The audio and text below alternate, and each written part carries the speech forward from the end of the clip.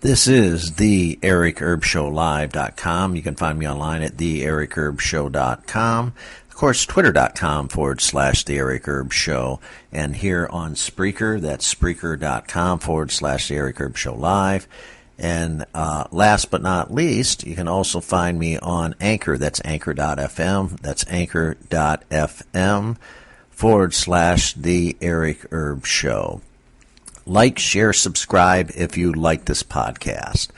Okay, I want to talk to you today about something that's been on my mind for a long, long time here. And what that is censorship. Yes, censorship. And I have gone through it many, many, many times, and I'm sure millions and millions and millions of most folks out there, anybody that's alive or even woke or even start to get woken up, has gone through censorship. And I just want to say, I have had just recently, and let me preference this before I dive into it. I have had on Twitter, I have one account, The Eric Herb Show, that's been around on Twitter for just about 9.5 years, not quite 10 years. And in that 10-year span of time, back in 2018 or so, I had lost about 200 and roughly 45 or 46,000 followers. I was approaching 500,000 followers on Twitter. Twitter decided to, for some reason they got a bug up their rear end, they decided to up and just clear everybody out. Anybody that had a big count, anybody that's everybody. Not saying that I was anybody because I wasn't, but they cleared everybody out. They took, I remember them saying, and Trump was complaining at the time, President Trump, that they took 1 million or a million or 1.5 million from him. Ex-President Obama, they took like 500,000 from him or something like that. I remember that just vaguely. I try to forget about that because I was very, very upset. It took me quite a while to get all these followers on Twitter and to get a good stable account. And as soon as I was approaching, I was getting excited. I think it was about at 420 or 25 or 30 thousand, approaching 500,000, which is 500,000, of course. And I was very, very, very excited. I had a decent size account. Now I'm down to just a little over 100,000 on Twitter.com/The Eric Herb Show.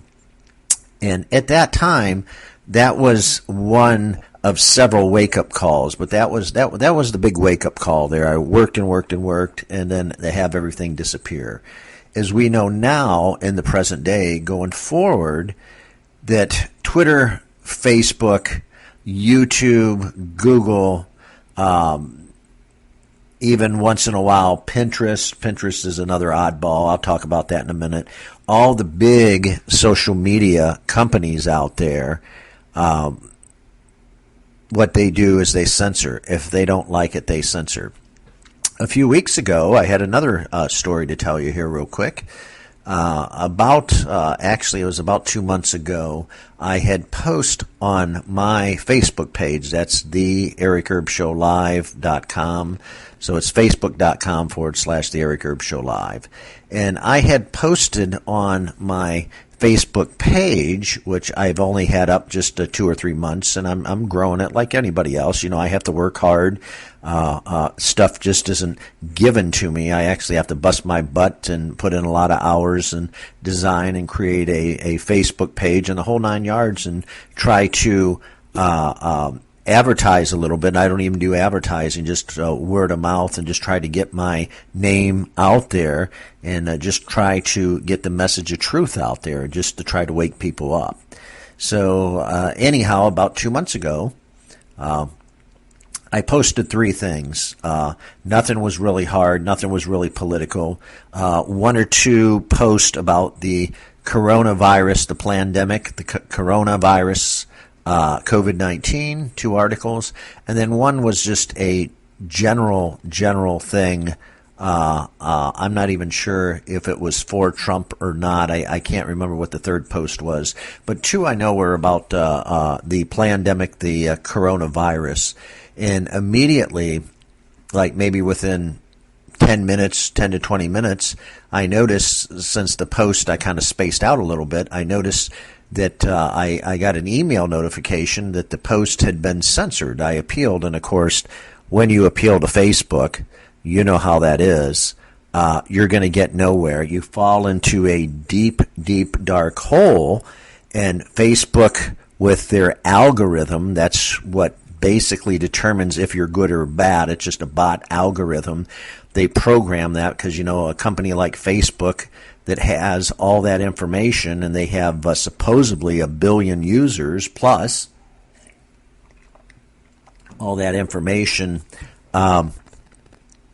they have to have some type of system to manage that. And what they do is they go with the algorithmic system and bots. I've been told this by people that actually have friends that work at Facebook. So I have secondhand knowledge, I guess, is what you would say.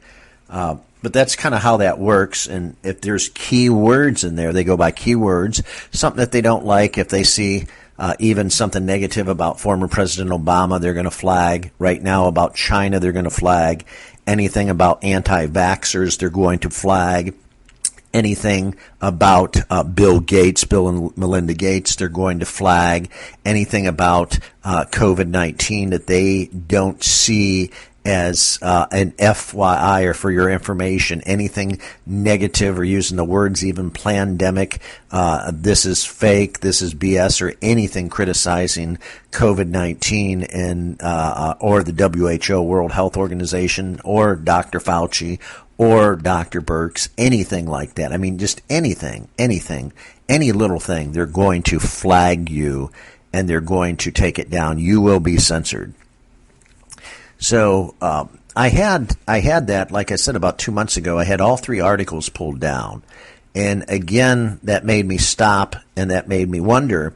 And I said to myself, I've been at this social media game for about 25 years. I'm over, and I don't mind telling you folks that I'm over 50, almost in my middle 50s. So I've been around for a few years. I've been in this social media in and out of it. I've been on Facebook about 4 or 5 times. And I said to myself, if somebody wants to have a business, a legitimate business, Facebook isn't the way to go. Twitter is not the way to go. Like I said, I put in hard work in both, and lo and behold, you just get shit on left and right.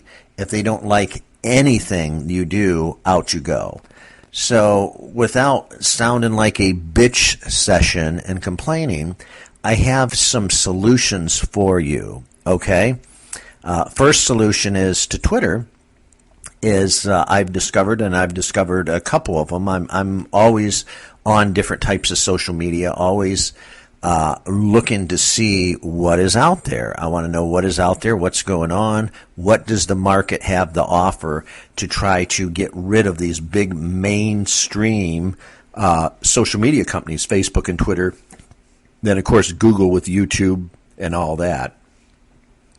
So I've come up with a few things that might help you out. The first thing is, as far as Twitter goes, and again, I love Twitter. I got over 100,000 followers. I have several channels on Twitter, or several different accounts. But the big one is the Eric Erb Show at twitter.com. So that's the big one. But for Twitter, I have been using, and I use quite regularly every day, matter of fact, I use 1 or 2 platforms. I use Minds, minds.com. That's minds.com. I go to Minds. I register very, very easy. And by and large, for the most part, there's no censorship there. I mean, if you go on there and you start using hate speech.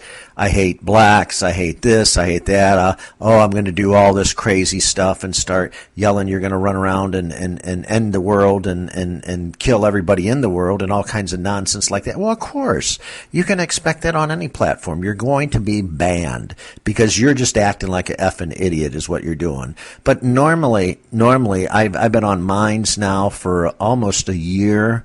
One of my accounts on Minds, Real News 247 at Minds.com. I've been on that. I have several channels on Minds. That's a big one. That's a pretty damn good size account for the most part. I have a lot of views. So Minds is very transparent, very open. It takes you a little while to get used to it. You do have to go out and you do have to make friends. And again, I know my friends always argue with me up north there in Michigan. Oh, Eric, we'd love to do what you do, but we're just not that brave. Facebook, we got to slop around in the pig slop with the pigs, and we got to stay here in Facebook. And they don't understand. And I understand. And I don't agree, of course, but I understand. They want to slop around and stay with Facebook till Facebook just about bans everybody and kicks their asses off of there, because that's what they want to do. They want to stay. It's like a pig in the slop. They want to stay in the slop. They don't ever want to get out of the mess, and that's just who they are. And so because they're family, what can you do? You I guess you just love them regardless. If that's their decision, you respect that, and you just love them for who they are. But Minds.com is the first one, and again, that's a very, very good, solid site. It can compete with Twitter, has a little Twitter, a little Facebook in it. And then the next site that I've been on for a few months, I think about 3 or 4 months, the Eric Erb Show, I've been on Parler. That's Parler.com, Parler.com/the Eric Erb Show. So I've been on Parler, and Parler is no censorship. They do advertise just a little bit, but there's no censorship, no selling names, no selling your information, nothing like that. A lot of people have questioned me because I am promoting this on Twitter to try to give somebody an alternative idea, or should I say some of my followers an alternative idea or ideas as to something to do an alternative to Twitter. So Parler.com is again a little more like Twitter, but you can post more, obviously, where Twitter is limited. Used to be, I think, 250 or 280. Now they've changed it, to 300 or 350 or whatever it is, that you can write more on Twitter. You can tweet more. But Parler's very open. Transparency. You can get verified. A lot of people have said, "Oh, that's kind of creepy. I don't want to get verified. I don't want to give them my license or social security card and have them verify who I am. Ooh, that just creeps me out." Well, that's okay. You don't have to do that. You can use the platform. Just sign up your name and email address, and if you want 2F authentication, then you can just give them your phone number. But just sign up, just name and email. That's all you need. You're done. And you can get on there and you can design, just like Facebook, you can design how your profile is going to look, and whatever profile picture you want to put up there, and the background and everything like that. So that's an alternative. They're very open, they're very honest and transparent. That might be one drawback for a lot of people. For whatever reason, they freak out if they got to give their license, but yet they'll stay on Facebook for anywhere from 5 to 20 years, or however long Facebook's been around. They'll stay on there, and they just absolutely positively refuse to get off of Facebook.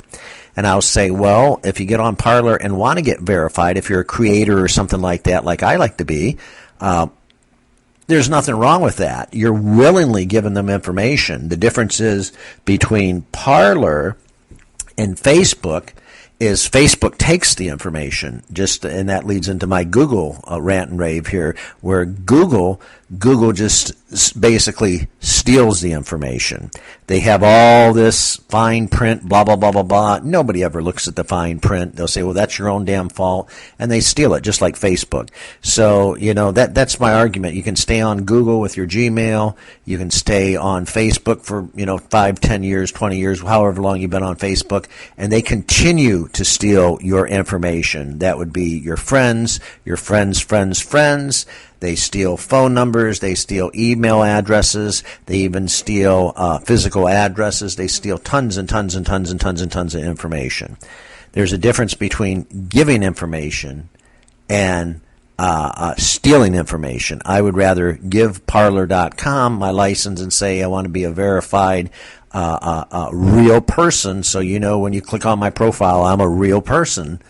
And that I am verified. I am who I say I am. So, if you're not afraid of that, then great. If you are afraid of that, then I suggest you don't do it. And then the last one I would say is I've been on Mastodon, Mastodon.com. Mastodon is a decentralized platform whereby you go on Mastodon, and Mastodon doesn't have big advertisers and different things like that. They're not on the New York Stock Exchange or anything crazy like that. So you don't have stockholders and shareholders you're answering to. So Mastodon works on each individual server. So in other words, there might be maybe 5 or 10,000 people on one server, and that server is localized, or that server is private also as well. So in other words, the server might be here in the United States, or the server might be in Germany, the server might be in Switzerland, you don't know. But they are open, and they're open source. Open source meaning you can see the code to how Mastodon was actually programmed and created and that type of thing. And that's what gets me. That's what I like the best. I like something that is open, transparent, and honest. And so, I've gathered there's all kinds of Mastodons. You'd have to PM or email me if you're interested, and then I could kind of direct you. There's good Mastodons and bad, but there's a Mastodon for everything. If you're into anime, there's a Mastodon for anime. If you're into software and stuff like that, there's a Mastodon instance. They call them instances. It's a little strange name, I know, but that's what they call them. There's an instance or a Mastodon hub for people that like IT. There's a Mastodon for people that like culture and politics like me. So it just depends on what you want. There's thousands and thousands and thousands. You can kind of get whatever you want to get that meets your personality and your needs. So there you have it. There's 3 sources to fight censorship, folks. I hope that does you. Hope this information, you get something out of it. If you do, like, share, subscribe. Love to have you as a subscriber. And let me know what you think. So this is Eric Erb from the Eric Erb Show Live, signing off. Take care, and most importantly, God bless and stay safe.